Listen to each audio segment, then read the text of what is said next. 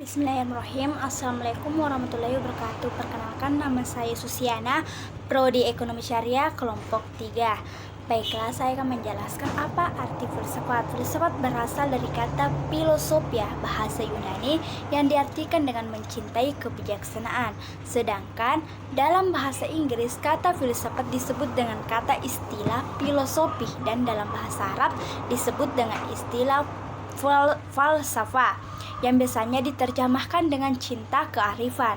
Istilah filosofia memiliki akar kata philean yang berarti mencintai dan sophos yang berarti bijaksana. Jadi istilah filosofia berarti mencintai akan hal-hal yang bersifat bijaksana. Sehingga dapat dikatakan bahwa filsafat berarti cinta kebijaksanaan. Sedangkan orang yang berusaha mencari kebijaksanaan atau pencinta pengetahuan disebut dengan filsuf atau filosofos. Proses mencari kebenaran itu melalui berbagai tahap. Tahap pertama yaitu manusia berspekulasi dengan pemikirannya tentang semua hal. Tahap kedua yaitu dari berbagai spekulasi disaring menjadi beberapa buah pikiran yang dapat diandalkan. Tahap ketiga yaitu buah pikiran tadi menjadi titik awal dalam mencari kebenaran atau penjelajahan pengetahuan yang didasari kebenaran. Kemudian berkembang sebagai ilmu pengetahuan seperti matematika, fisika, hukum, politik, dan lain-lain. Adapun kegunaan filsafat, mempelajari filsafat paling tidak ada 3 hal yang dapat diambil dari pelajaran. Yang pertama itu, filsafat telah mengajarkan kita untuk lebih mengenal diri sendiri secara totalitas, sehingga dengan pemahaman tersebut dapat dicapai hakikat manusia itu sendiri dan bagaimana sikap manusia itu seharusnya. Filsafat mengajarkan kita agar terlatih untuk berpikir serius, berpikir secara radikal, mengkaji sesuatu sampai ke akar-akarnya.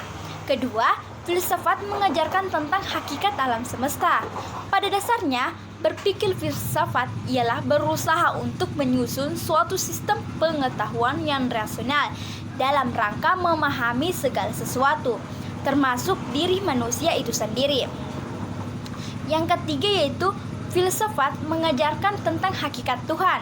Studi tentang filsafat dapat membantu manusia untuk membangun keyakinan keagamaan atas dasar yang matang secara intelektual, dengan pemahaman yang mendalam dan dengan daya nalar yang tajam. Amak akan sampailah kepada kekuasaan yang mutlak, yaitu Tuhan. Maka dengan filsafat, nas atau ajaran-ajaran agama dapat dijadikan sebagai bukti untuk membenarkan akal, atau sebaliknya, dengan filsafat dapat dijadikan alat untuk membenarkan nas atau ketentuan agama. Selanjutnya itu objek filsafat. Objek yang diselidiki oleh filsafat ini meliputi objek materi dan objek formal. Nah, objek materi dari filsafat ini adalah suatu kajian penelahan atau pembentukan pengetahuan itu, yaitu segala sesuatu ada dan mungkin ada. Objek materi filsafat ini mencakup segala hal, baik hal-hal yang konkret ataupun nyata, maupun hal-hal yang abstrak atau tidak tampak. Objek filsafat material ini meliputi segala dari keseluruhan ilmu yang menyelidiki segala sesuatu.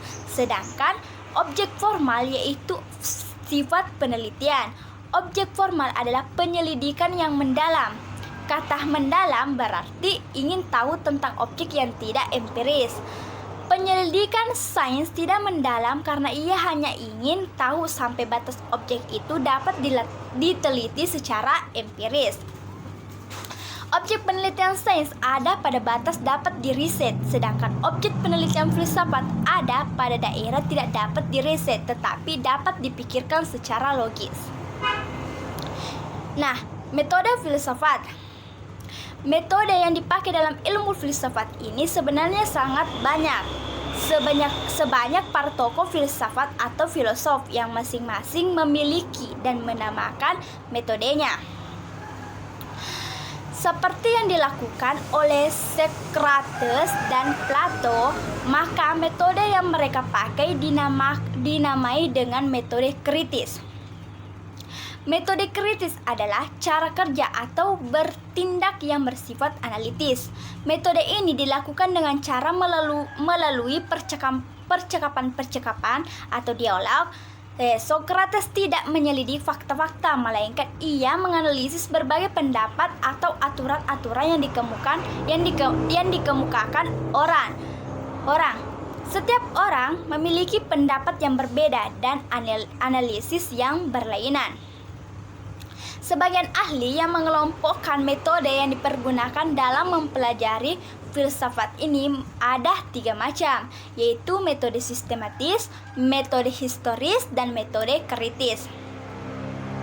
Dengan menggunakan metode sistematis, para pelajar akan menghadapi karya-karya filsafat, misalnya mempelajari tentang teori-teori pengetahuan yang terdiri dari beberapa cabang filsafat. Setelah itu ia akan mempelajari teori hakikat, merupakan cabang ilmu lainnya. Kemudian ia akan mempelajari teori nilai atau filsafat nilai. Ketika para pelajar membahas setiap cabang atau subcabang filsafat, maka aliran-aliran filsafat pun akan terbahas.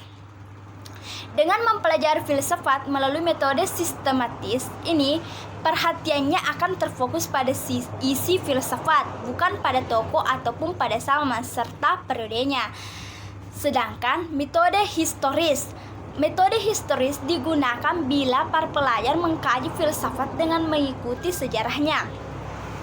Ini dapat dilakukan dengan cara membicarakan tokoh demi tokoh menurut kedudukannya dalam sejarah. Sebagai contoh, jika kita ingin membicarakan tokoh filsafat atau filosof Thales, berarti kita membicarakan riwayat hidupnya, pokok ajarannya, baik dalam teori pengetahuan, teori hakikat, maupun dalam teori nilai.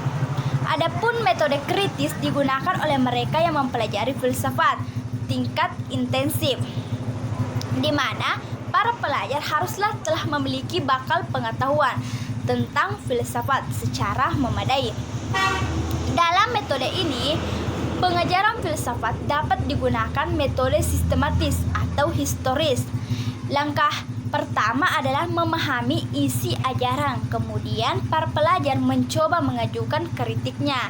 Kritik itu mungkin dalam bentuk menantang ataupun menolak paham atau pendapat dari para tokoh, namun dapat juga berupa dukungan atau memperkuat terhadap ajaran atau paham filsafat yang sedang dikajinya. Dalam mengkritik, mungkin ia menggunakan pendapatnya sendiri atau dengan menggunakan pendapat para filosof lainnya. Selain dengan ketiga metode dalam ilmu filsafat dikenal juga metode empiris seperti yang dipahami oleh Thomas Hobbes, John Locke, dan David Hume. Menurut mereka, hanya pengalamanlah yang dapat menyajikan pengertian benar. Mungkin itu saja. Assalamualaikum warahmatullahi wabarakatuh.